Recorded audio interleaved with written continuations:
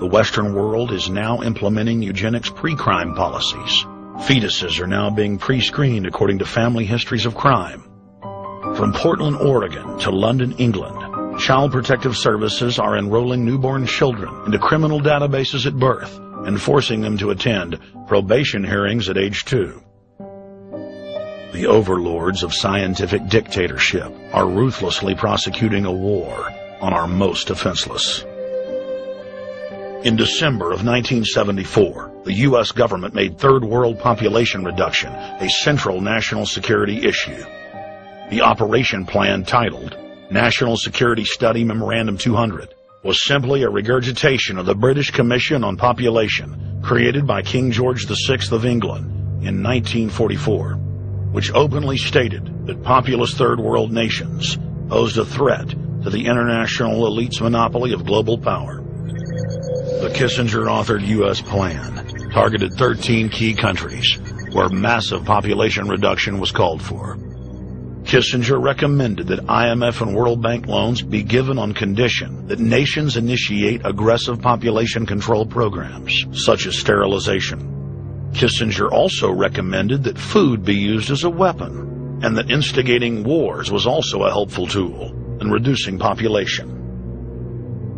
In 1972, the Nixon White House also implemented a eugenics policy which was directed by George Herbert Walker Bush, then United States Ambassador to the United Nations. Bush advised China on the formulation of their one-child policy and directed the federal government to forcibly sterilize more than 40% of Native American women on reservations. The Bilderberg-dominated Club of Rome advocated environmentalism as the best front to implement population reduction. Western populations would accept serfdom if it was packaged as saving the earth.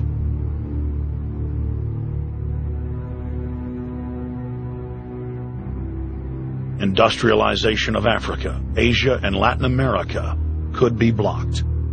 Citizens would more willingly give up their national sovereignty if it were sold as a way to help the planet.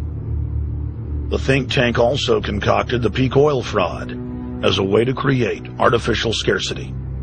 And the Club of Rome has been aggressively pushing a global carbon tax as a way to fund their planetary government.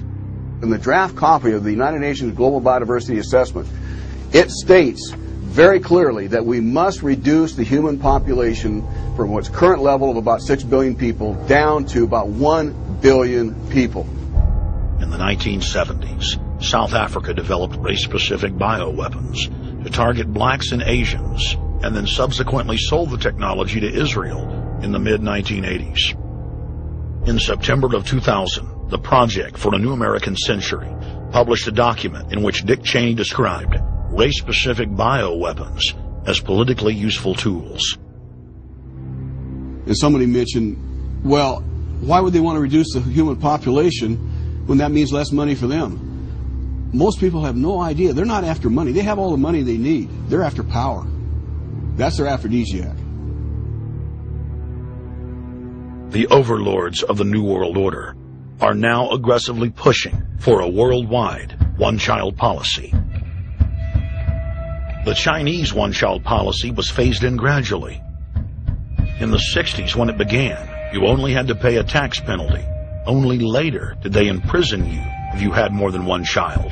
Now the exact same proposals to penalize couples who have more than one child are being made in the United States, England, and Europe.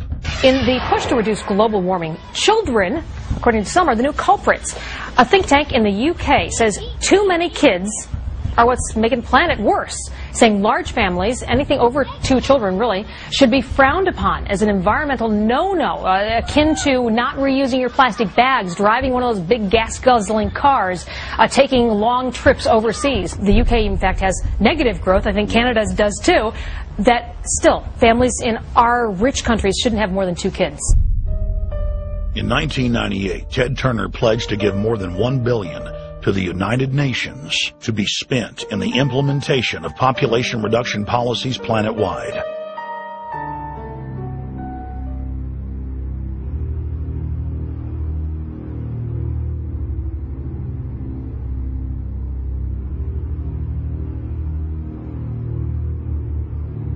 In 1999, the Bill and Melinda Gates Foundation gave $2.2 billion to Planned Parenthood, the United Nations Population Fund, and other population reduction groups. By 2007, the Gates had given more than $30 billion, almost exclusively to population control groups. The controlled corporate press cynically reported that the Gates were giving the money to help third world children. Bill and Melinda Gates were dethroned as the world's most generous philanthropists when their friend and fellow population reduction enthusiast, Warren Buffett, gave $37 billion to fund an army of population control groups. And I actually think the world will be much better when there's only 10 or 20% of us left. Dr. Eric Pianka.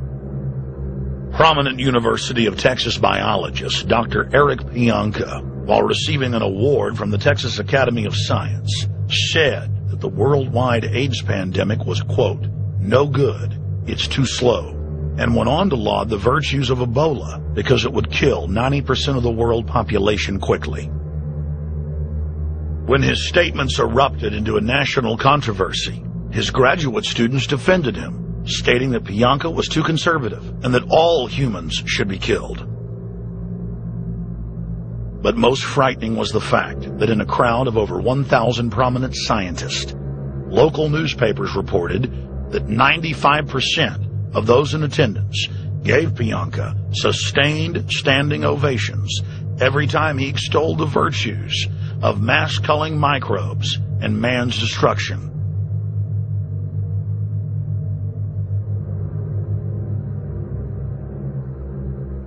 China was able to turn the corner and become the leading world superpower because they have a police state and they are able to force people to stop reproducing. Dr. Eric R. Pianka. The eugenics movement has now shaken off much of its Nazi baggage and is using people's legitimate concern about the environment as a cloak to conceal their real agenda.